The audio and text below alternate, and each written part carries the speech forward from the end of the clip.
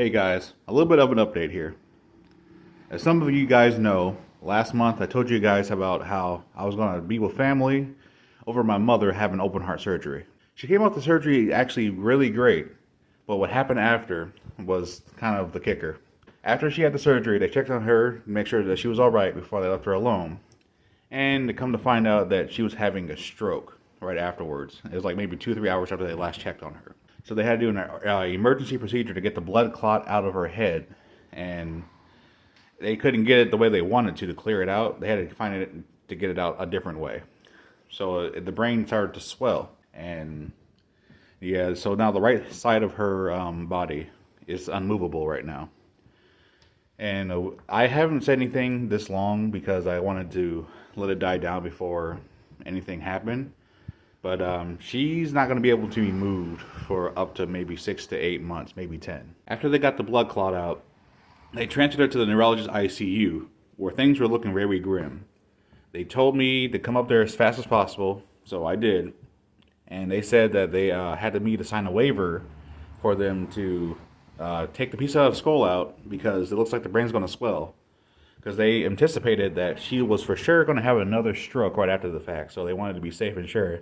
If it came to that, they will have to do that, and we would have to be okay with them doing that first. So me and my aunts and my grandma, we all went up to the hospital, and we just was sitting in the lobby waiting for something to happen. Nothing happened for a while. They said it's going to come sooner or later, but we don't know when. We can't anticipate that. So we just sat there forever until my grandmother was ready to leave, and I took her home. And at the hospital, I've been trying to keeping it together. At home, I crumble and I fold into a blanket and you just lay in bed after this whole situation happened because I've never seen my mother like that. So to see that for the first time, it was very devastating for me.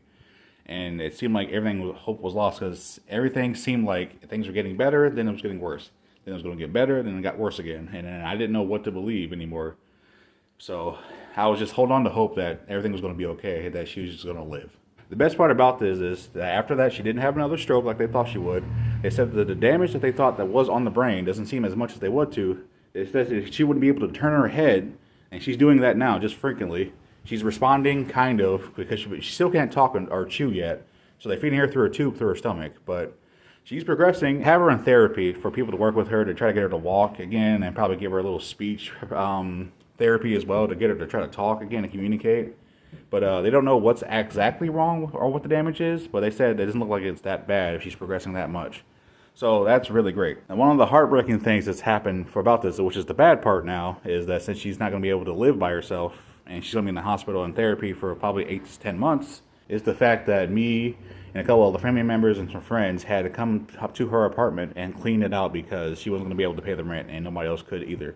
As you can clearly see, the rooms are empty, besides some curtains here and there, but we're going to leave those alone. And the front room, we had to move that out the other day. And all the couches and stuff, the big stuff. And right now, this is in the kitchen. This is the last 2 boxes of stuff, which is the pots and pans, wastebasket, broom, and another box full of stuff. And this is it. And the first day that I had to do this, I broke down in tears. It's like, knowing that she's not going to be able to live here again is very, very hard, and it breaks my heart every time I come into this building.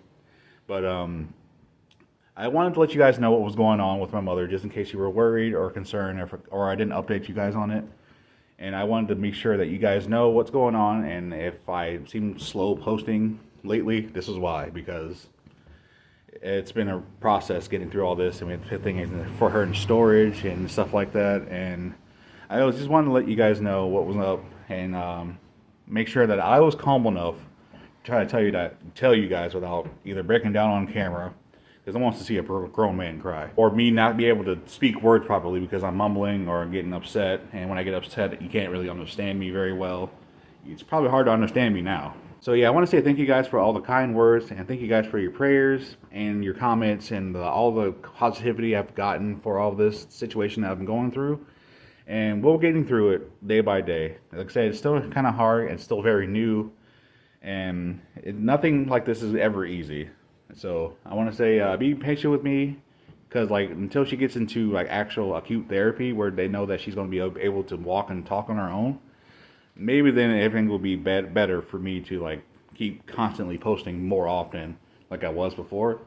But I'm right now, I'll try to post when I can, so please bear with me if I don't do it often, but this is the reason why, if you guys can understand. There's no shade to the landlord at all, but the reason why we're so in panic of getting everything out is because of this. As you can see already, there's a for rent sign right there, right in front of the house. Like I said, no shade, it's the beginning of the month, but everything happened so fast that we were just kind of slow to get this all together and try to get things out, so we were kind of rushing to and fro, trying to take it a little slow, but we know that landlords have to get their rent somehow, and they're losing money if that's the case. So yeah, I'm going to go so I can finish packing up the rest of this stuff.